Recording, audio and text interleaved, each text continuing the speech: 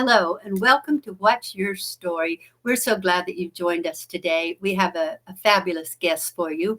Her name is Melissa Rose, and she is an applied functional medicine practitioner specializing in helping professional women optimize their wellness so they can show up fully for themselves and their contribution to the world. So, welcome, Melissa. We're really happy to have you with us here.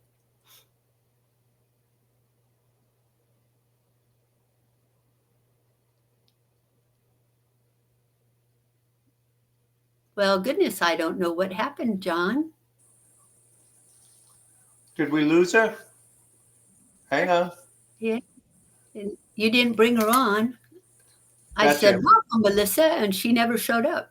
Sorry, phone went off. All Oh, right. you want to start Let's over, or do you want to just just? start from introducing her. Just say, yeah. Just I we'll said, start with welcome. her. We'll start with her introduction. You want me to reintroduce her? Yes, please. Okay. Well, I mean, Okay. it only takes a minute for me to start over from the beginning, if you want. Well, I just didn't want to go through. I didn't want to play the intro and all that stuff. We Oh, just I just was trying to save you some editing time. well, it's easier to edit. No worries. I'm Okay. good at this. So I will start with our guest today. Okay. Okay.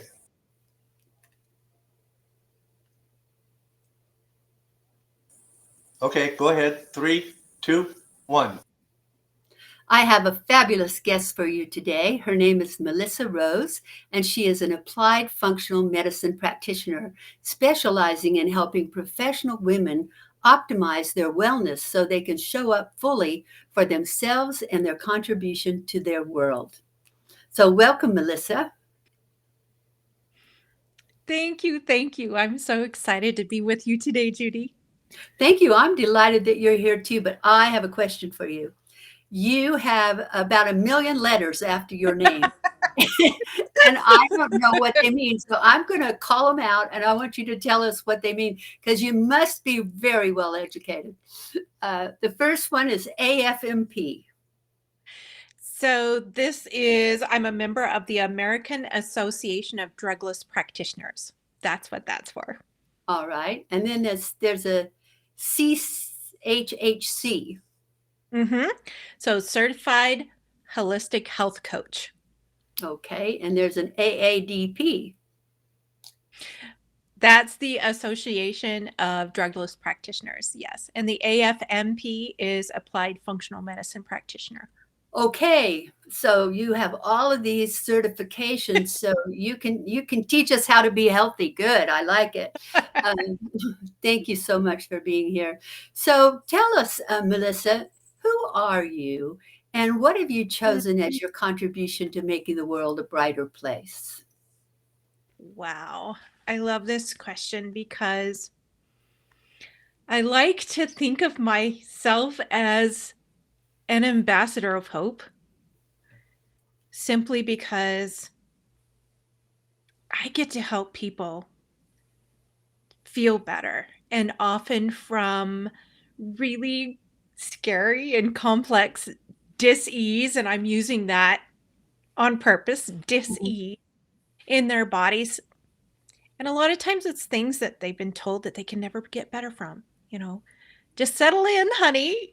You're going to be, you're going to get progressively worse. And the best we can do is try to slow it down.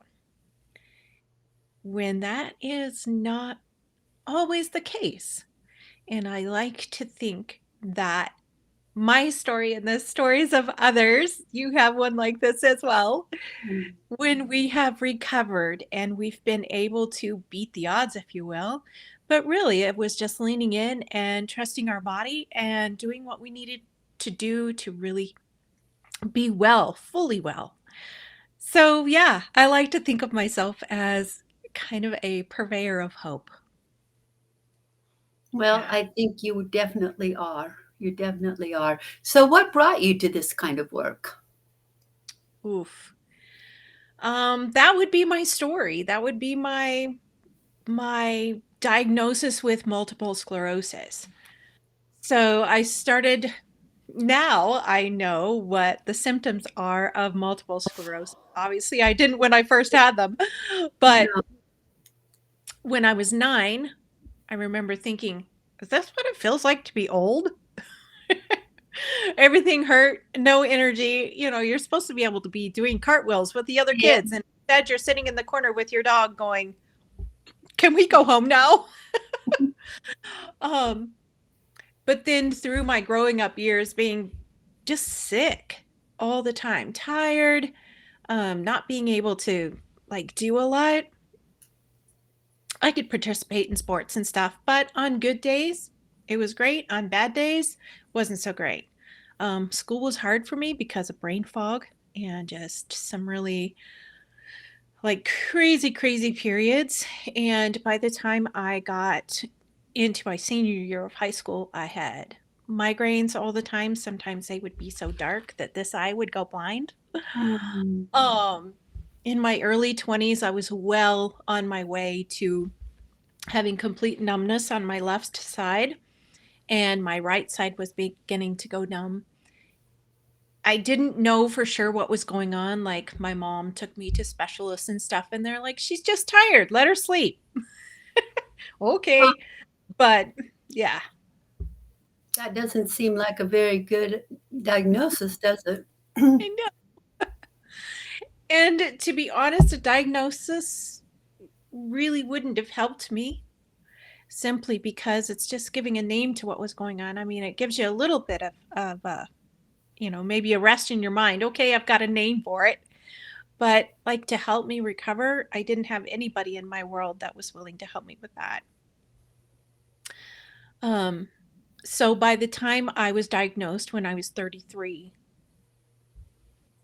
complete, like my left side didn't work at all. I was holding onto a chair, one of my kids, or the wall, or the couch to get around the house, um, and scared to death. I was a young mom with three kiddos Oh, and two businesses, and yeah, it wasn't I'm going good. sure you were scared. You had to be scared. Yeah, yeah, it was kind of crazy. So the And diagnosis for me, go ahead. so what did they tell you that you could do? You're 33 years old. They said, okay, now you've got multiple sclerosis. Didn't they tell you anything about what you could do to get better? My choices were two different chemo drugs, and the doctor in the same, like, he handed me the piece of paper with the names of the drugs on, which I didn't know what they were until I went home and researched them. He's like, choose one of these and we'll get them started. And then on another piece of paper, he gave me the number for the place in town that rented wheelchairs and, the things to handicap your home. And he's like, you need to be in a wheelchair right now. You should not be trying to walk. You're not safe. That was my options. Kind of So crazy. how did you find another way? How did you find your path to recovery? What was Mm. the pivotal choice that positioned you to say, okay, I'm not going to do one of these traditional drugs, and I'm not getting a wheelchair? Well, I can blame the not getting a wheelchair on being a stubborn German and an old ranch girl. Like, I'm not doing it. I am just not doing it. I knew if I somehow in my head, I knew that if I went and got a wheelchair and kind of gave into that, it was not going to be good. So I Mm-mm. really didn't know what to do. I chose to not do medications because, again, when I did my research, I it was starting to dawn on me how hard they were going to be on my body. And there was no guarantee that it was going to slow down what was happening because it was the type of MS I had was very progressing pretty quickly. And the doctor had told me that I would very likely be bedridden by the age of 45, Wow. and by 50, very likely still not living. So I'm like, if that's all I've got, I'm just going to live every day to the best I can and enjoy it all until I don't have it anymore. So I just went home. Yeah. It wasn't a conscious choice, I guess, except for I just don't want that. Yes, yes, yes. And it was probably a year and a half, 2 years before we moved to another state for a new job and new friends, and a new friend was like, "Oh, you got to come see my doc." And I was not too crazy about doctors by then. I'd been poked and prodded and I knew what was going on, so I'm like, just live. But I went, and he does much what I do today and just really gently guided me, and I started getting better, like really starting to unravel what was going on with my body. And I thought, yeah, this is whatever. This is never going to work. But here I am. So did you go the naturopathic route? Um, my doctor was a chiropractor, but he was also a functional medicine Mhm. practitioner. He did NET, which is neuro emotional technique, which turned out to be a huge help for me. But yeah, just slowly, slowly peeling back the layers of what my body needed, getting me back on track. And took me about 2.5 years to for my last symptom to go away. Did you have to go on a specific diet or For a a bit. new lifestyle where you had to rest or get exercise or any of those things? Mm, Diet, yes. Diet was a big deal for me. I was really sensitive to gluten. Really sensitive, as in after I'd been on it off of it a while, and if I would mess up or just get a hankering for homemade rolls, Yes, yes. uh, it was about 10 minutes after I ate gluten, my left side would start to go numb again. That's And interesting. yeah, I was like, no, I love bread. I love fresh, buttery rolls right out of the oven, but it was not worth me not walking. No, it isn't. It isn't. Yeah. So yeah, some changes there, allowing myself to rest a little bit more. I was still a ranch wife at that time, so I was able to get out and work more. I mean, fix and fence and all the things that you do. Mhm. But it I guess I was getting must have been getting enough exercise. I can't remember a protocol that he put me on for that, but the food was a really big thing for me. Yeah, did you have to eliminate anything like red meat or white foods or flour or sugar or anything? Sugar, yes. Flour, yes. For a little bit, I had to eliminate like nightshades. So Hmm. things, tomatoes, potatoes, that kind of thing. Those really made my joints hurt and my body hurt. Um, Let me think. That was pretty much it. No, I didn't do dairy for a while Hmm. just because my gut didn't like it. I didn't necessarily have a sensitivity to it, but it just kind of made me feel icky. I'm Yeah, fine with it now, but yeah. And those were temporary until my body got better. right, right. Yeah. I find it interesting how diet plays such a big part of it because when I had cancer, I refused to have Mhm. traditional treatment, and my Mhm. doctor totally changed my diet. It was like no red meat, only wild caught fish, no white foods, Mhm. no sugar, no packaged foods. By the time he got through with his list, I said, "Is there anything left that I can eat?" And he said, "You can eat Right? all the vegetables you want as long as they grow above ground." I'm like, "Oh, okay."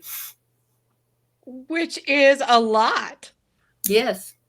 And you know what? I still eat the way he taught me to eat, and I'm not suffering from it. In fact, I'm very, very healthy. And the oncologist had told me I only had a couple months to live, and here it is 14 years later, and I'm doing real well. So um, I trust in this idea of really looking. I grew up in a household where we followed that pyramid that the FDA put out. You had to eat what Yep. was on the pyramid, and so we ate well, we thought, because we did what we were told.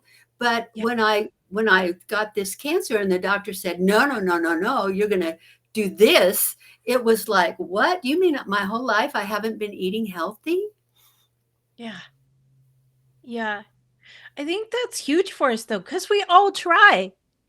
We Hmm. try really hard. Yeah. Yeah. Yeah. So if someone else is experiencing the symptoms like you experienced, what would you recommend for them to do? Oof. Find a practitioner that resonates with them and just dive in. Don't wait. I think that's when like if I have a regret, it would be that simply because I didn't dive in. I mean, we didn't have a lot of um funding to put towards functional care because it can be expensive. But when I did finally make the choice of I am worth it, I Mhm. am worth investing in me and seeing if I can get better, I would have done that sooner. I would have not waited. Um, and then to find a practitioner that resonates with you. If you're working with somebody and you're in a session and you're like, I know this is what I'm supposed to do, but I really don't like it, find somebody that really you can connect with. I think you have to listen to the voice inside of you because my voice kept going, no, no, Mm, no, no, no, no, no, mm. no, no, no, no. Yep, exactly. I remember that. Yes. That's what was like screaming in my head when I was in the appointment with the neurologist and he was telling me what was going on, right, and giving me my choices. I was just like, no. Yeah, Yeah, I know. And you know that I had friends that got angry with me because I wouldn't have chemo. They were nasty to me. me too. Did you too? I mean, I'm Yeah. always amazed that people stick their nose in our business and get mean and hateful about something that has nothing to do with their health. It's not like I was withholding medicine from them, but Yep. boy, they got nasty with me. Yep. Yep. I got the whole guilt thing. You're a mom of three young boys. Don't you want to try? Like I wasn't trying. I'm like, oh, yeah, that guilt thing is heavy. It is, and I think because our country is so immersed in traditional medicine, and insurance pays for traditional medicine, and so therefore people will stick with that. And so when one of Yeah. us goes, "Oh, I'm not doing that. I'll pay out of my own pocket before I'll do that," then other people are like, "What's wrong with you? Something's Yeah. wrong with your brain." And but you know what? I've learned over the years to listen to that voice inside of me. And when the voice says, no, no, no, I don't do it. And when it says, Yeah. okay, and I'll never forget when I walked in the doctor's office that day and up in Cedar City, Utah, I drove all the way 6 hours to see this doctor up there. And I walked in and he said, let's see if we can get you well. And he was the first doctor that had said that. Everybody else had said, let's talk about your treatment. And Ah. that's what they say. Let's talk about treatment. Mm. Nobody says, let's get you well. And so when he said that, I'm like, yes, I'm here. And he was recommended to me by a friend of mine who had multiple sclerosis. And he Mhm. had treated her for years. And she was doing so well, because she hadn't been able to walk when she went to him. And now she Yep. was walking and fully functioning. And she Mhm. recommended him to me. She said, Judy, I think you need to go to this doctor. And I'm really glad I did. Yeah. Our friends just come through for us sometimes now, don't they? They're very important. They really are Oh, I very love important. it. My Yeah. Now, friend that was, where do go you ahead. live in? What part of the country do you live in? Helena, Montana. Oh, you're in Montana still. That's why you're a ranch girl. Yep. Yep. Yep. Grew up on one, had one after I was married. Yep. My boys, you know the song, Mamas Don't Let Your Yes, Babies Grow Up to Be Cowboys. Well, I tried, but they are growing they're up to still be cowboys. cowboys. Well, in Montana, they got to be cowboys. And don't they have the FFA in school? Oh, yes. Oh, yes. Yeah. So they'll not only be cowboys, they'll be real good speakers at the same time because they train those guys how to speak so they can sell their cows. Yep. Yep. Although I'm not sure if two of them would be caught dead on a stage of any sort. They're so shy. Uh, Oh how old are gosh. they now? Um, 19, 21, and 22. Oh, they're grown up. They're grown men. Yep, they're grown men. Yep. You don't look old enough to have children that age. Oh, just ask my niece someday. Now, let me ask you this. Did your family have any kind of resistance to the change in the diet? Yeah.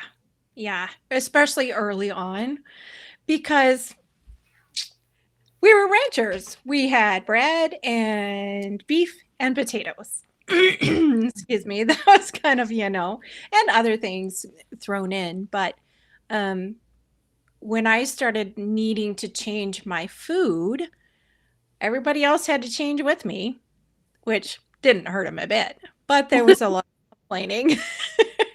And I Yeah. learned how to, of course, I was a home cook. So learning how to substitute and make things that were gluten-free that tasted good. That was Mhm. a challenge at the beginning because, excuse me, that was not, I was used to cooking with flour. Yes, I know. I come from the South. We use flour and cornmeal. Oh, yeah.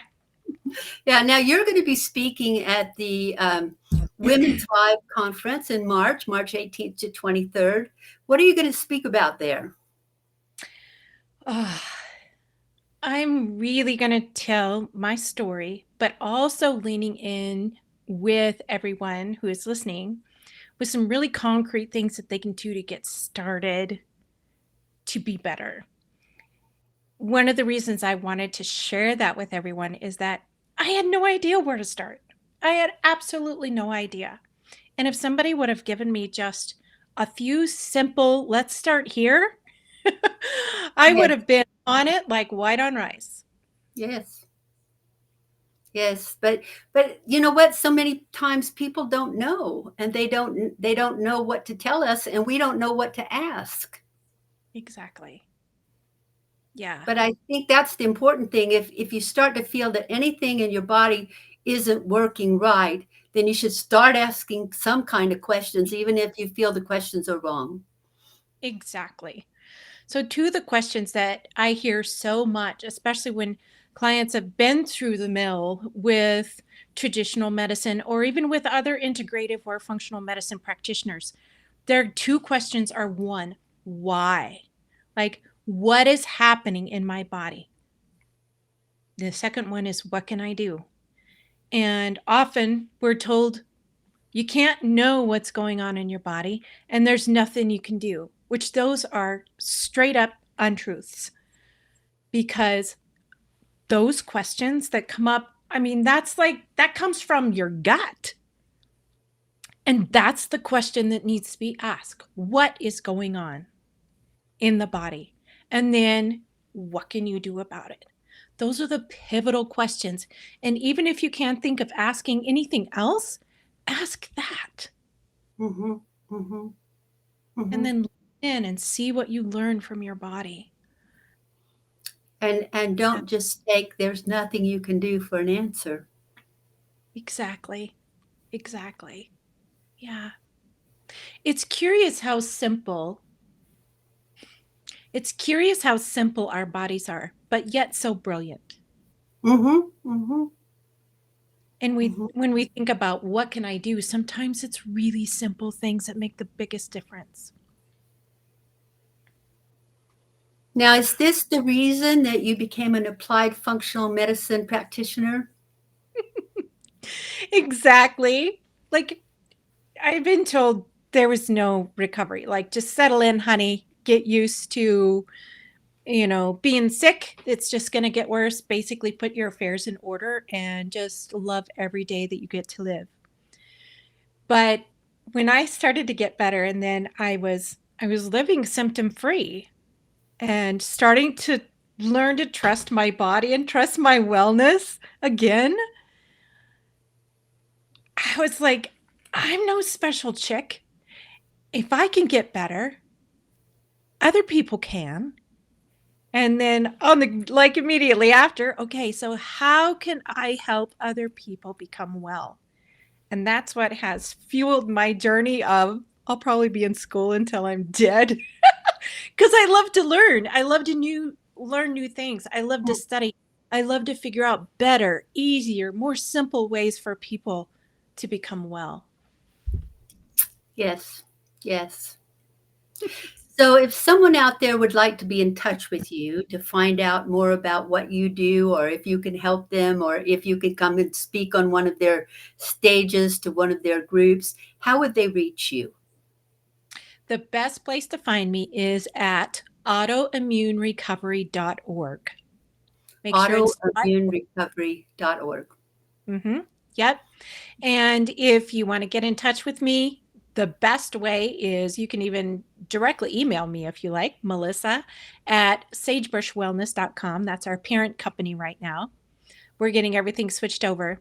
But if you want to explore what working with me or one of our team or our whole team, actually, if you want to, there is a link on almost every page to be able to book in for an introductory call. That's the best place to start. You On your get to website. chat on the website. Yep. Okay. You And get that's Sagebrush Wellness. the website is autoimmunerecovery.org. Okay. Autoimmunerecovery.org. Yep. The best email is melissa at sagebrushwellness.com. Okay. Got it. Yep. Little confusing. We're still completing a rebrand and a rename. So Yeah. Now, don't you have, are you working on some project to, it seems like somebody told me you were doing something. It was yeah. really good what you're doing. What is it?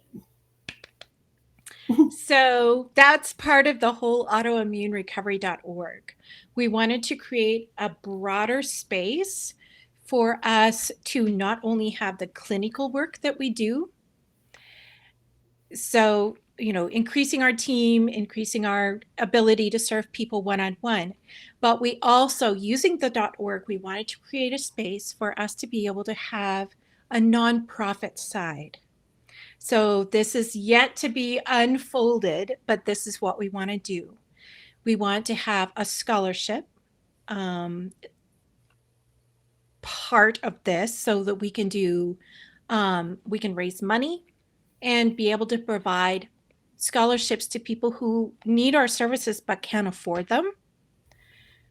We're going to also have an educational wing for practitioners. I've got practitioners who are wanting me to teach them, and I can do one-on-ones for a while, but we need a full education wing that will be housed under the .org side. And then the third thing is a research side. There's so much research in all the drugs and everything because it's funded by the drug companies. Yes. So what we need is more research that really goes into what I do, what so many other practitioners and the doctor you went to, what we actually do. We need research going into our methods, what we use, how we do this, so that it can be then brought into the mainstream. Yes. Yes. I know, Well, big dreams. well, good for you. You never get anywhere if you don't dream big. Right. Yeah. It's so true. You have to dream big. And good for you. I'm proud of you. Yep. So we're looking for people to join us in realizing that dream, especially the nonprofit side, because we're going to need a full army of folks that are just coming in and supporting. So if you or someone else you think would be an awesome fit or would love to come alongside, we're happy to entertain that idea because we need all the people. Well, I'm sure somebody out there that's listening is thinking, oh, I could do that. Mm-hmm. And now they know how to get in touch with you, huh? Exactly. Yeah. Yeah. Well, guess what? We're out of time. This has been so fun. I've learned so much. And I learned what all your initials meant, that you're a very smart woman. You've studied everything. So Thank you so much for being with us here Thank today. you. It's been absolutely wonderful. I've really enjoyed learning more about you, and I'm sure my audience did as well. Thank you, Judy. Thank you for having me on. I've enjoyed this as well. Well, you're a great guest. Thank you. I've really enjoyed it. Awesome. Awesome. And thank you for joining us today. As you can see, we had another fabulous guest with lots of good information. And if you are suffering with some kind of an illness that you're just not sure what it is or why, maybe you should be in touch with Melissa because she really does know her stuff. She really does. So thank you for being here with us today. And please come back again soon because we have a lot more fabulous, fantastic, interesting women entrepreneurs to introduce you to.